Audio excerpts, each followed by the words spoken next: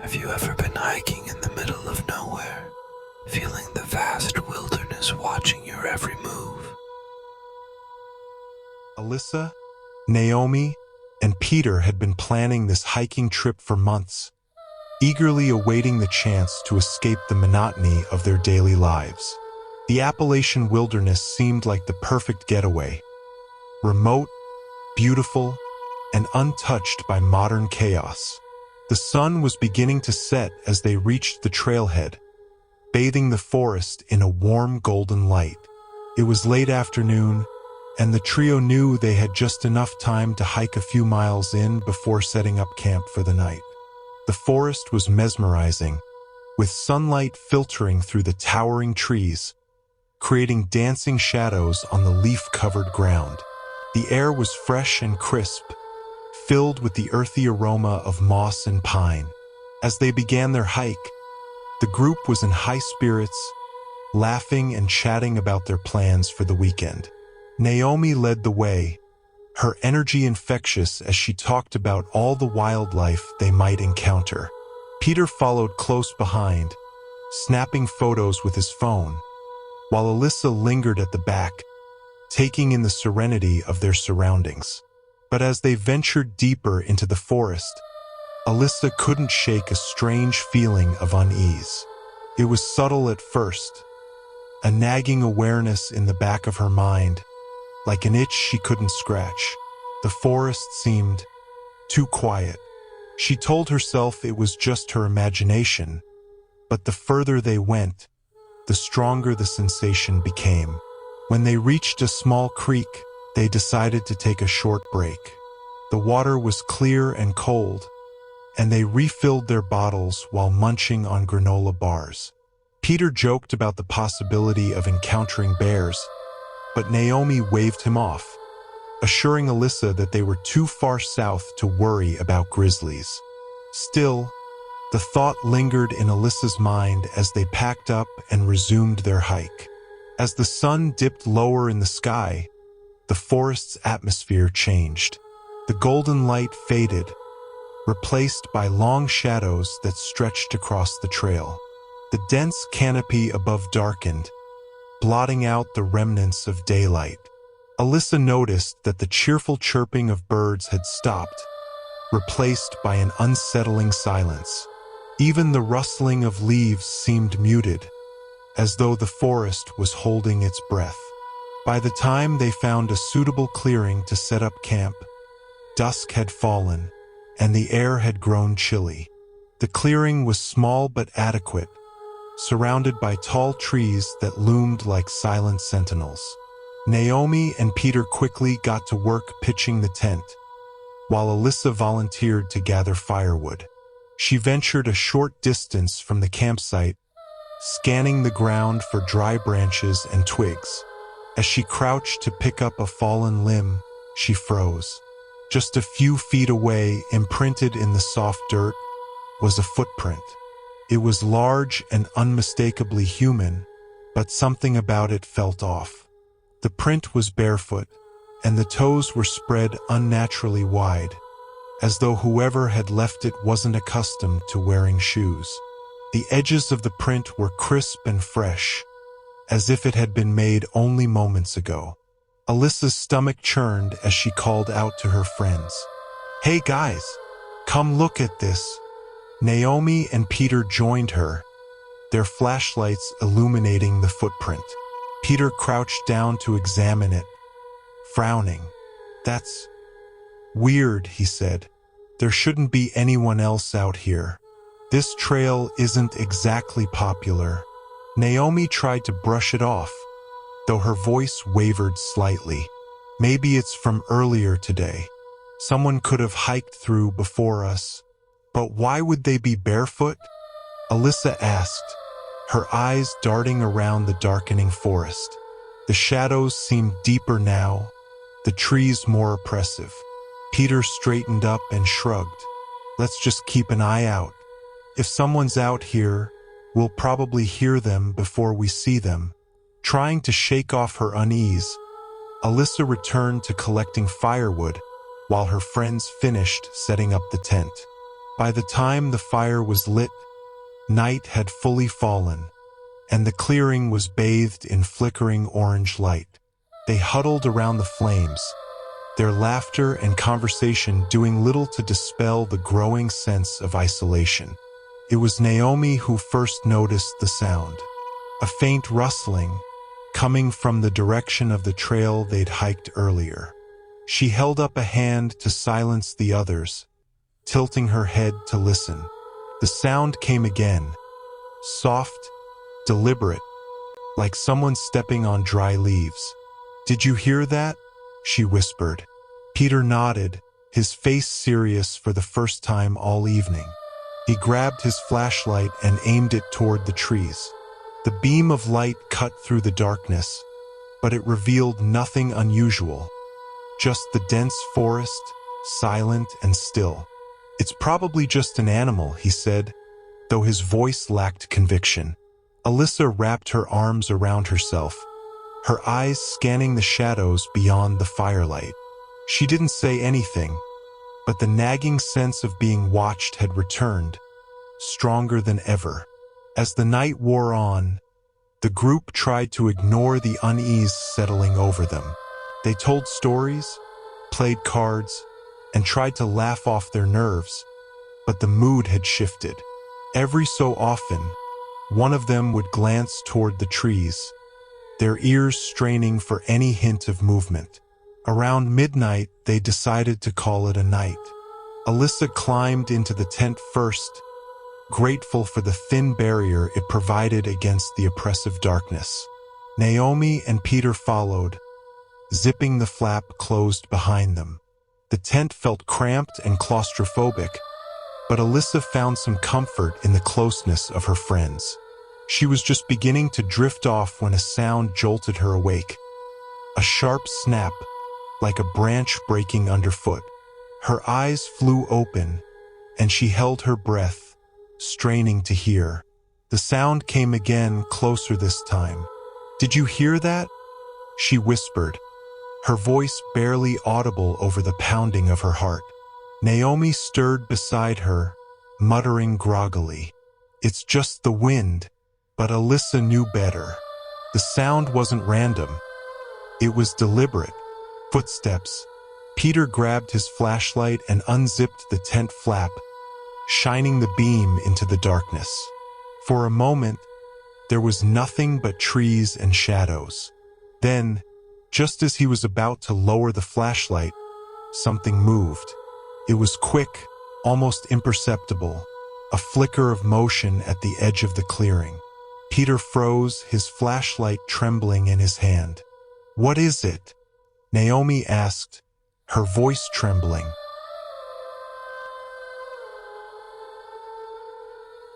Or someone. Alyssa's blood ran cold. She wanted to run, to pack up and leave immediately, but her legs felt like lead. For the rest of the night, they huddled together in the tent, too scared to sleep.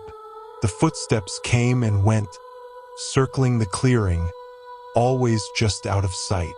Occasionally, they would hear the faint crunch of leaves or the snap of a twig, but whoever or whatever was out there never came closer. When dawn finally broke, the group wasted no time packing up their gear. They barely spoke as they hurried back to the trail, their eyes constantly scanning the forest around them. As they reached the car, Alyssa glanced back one last time. The forest seemed peaceful again, bathed in the soft light of morning. But she couldn't shake the feeling that something, or someone, was still watching them, hidden among the trees. It was only later, as they recounted the experience to friends, that Alyssa learned about the legend of the Silent Watcher. A spirit said to guard the forest, driving out anyone who dared to intrude. Some claimed it was a ghost, others a creature of the woods. Whatever it was, Alyssa knew she would never return to that trail again.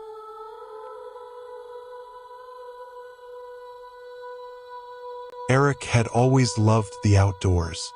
For him, camping was more than just a hobby. It was a way to disconnect from the constant buzz of his urban life. The noise, the crowds, and the endless notifications on his phone all melted away when he was surrounded by nature. He thrived in the solitude of the wilderness, where the only sounds were the rustling of leaves, the calls of birds, and the crackling of a campfire. He had been camping alone many times before, and this trip was no different. At least that's what he thought. It was late October, and the crisp air carried the faint scent of decaying leaves. Eric had picked a remote spot deep within a national forest.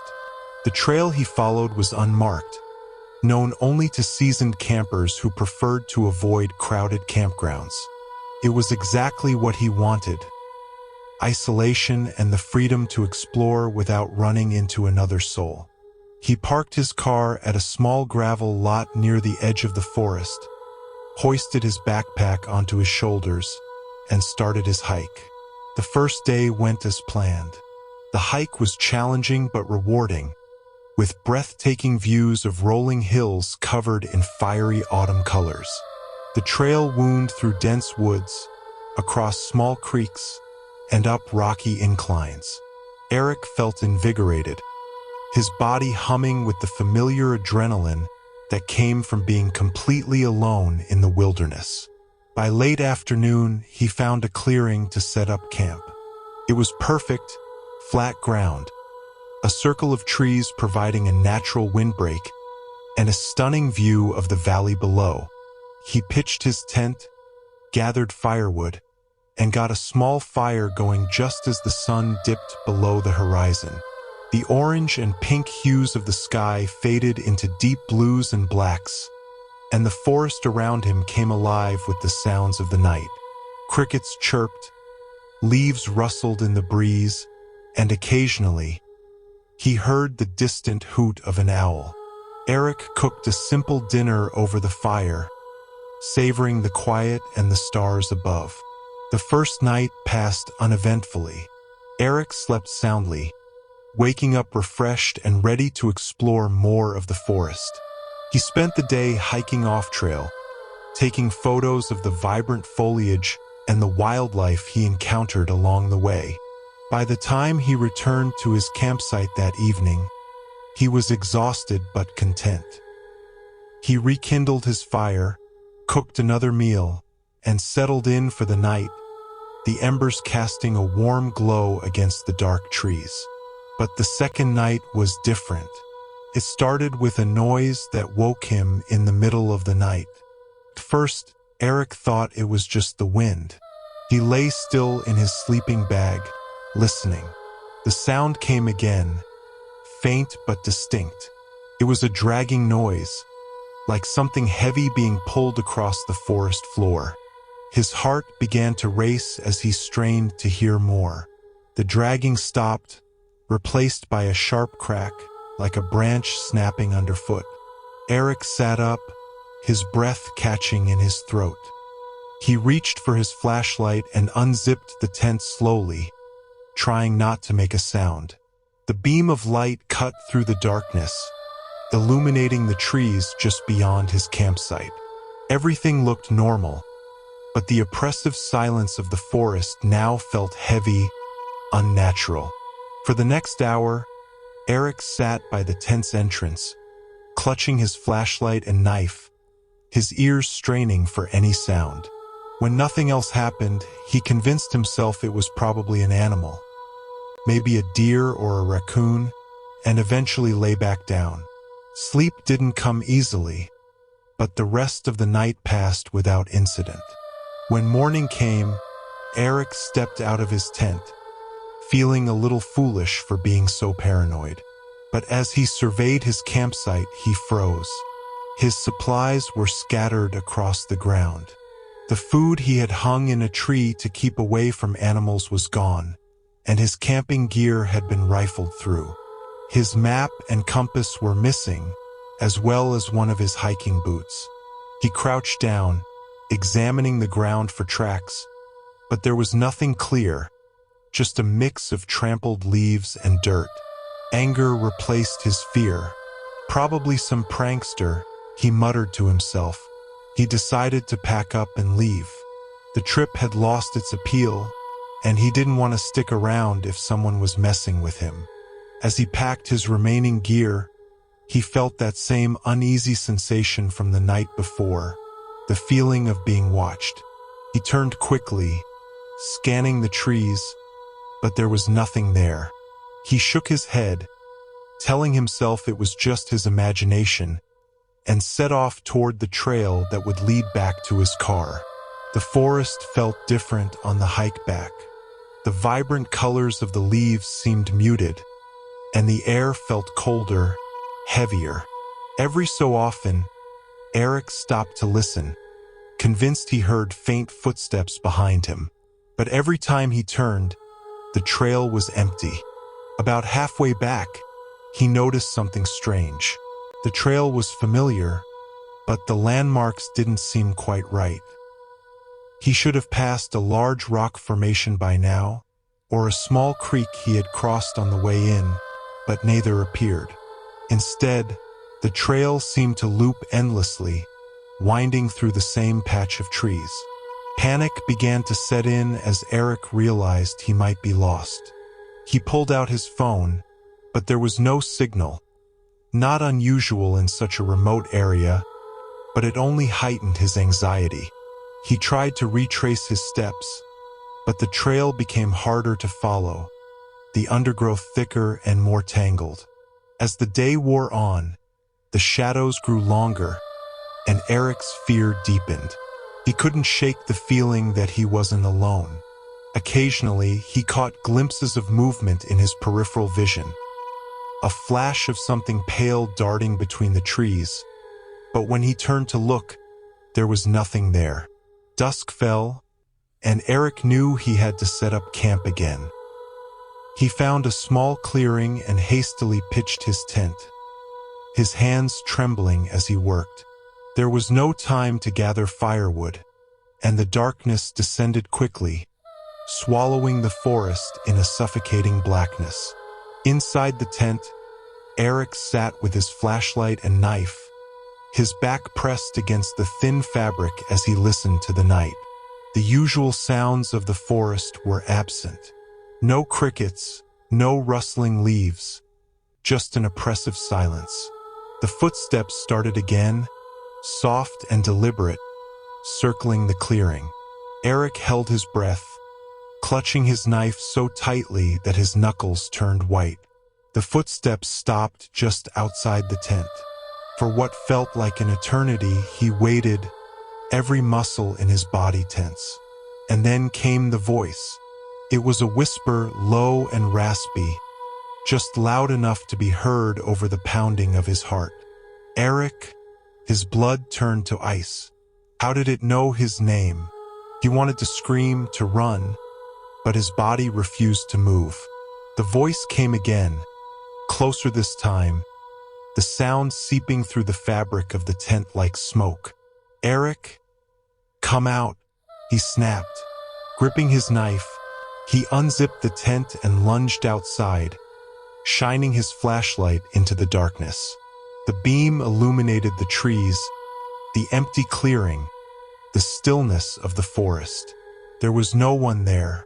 Terrified, Eric spent the rest of the night sitting outside the tent, the flashlight pointed at the edge of the clearing.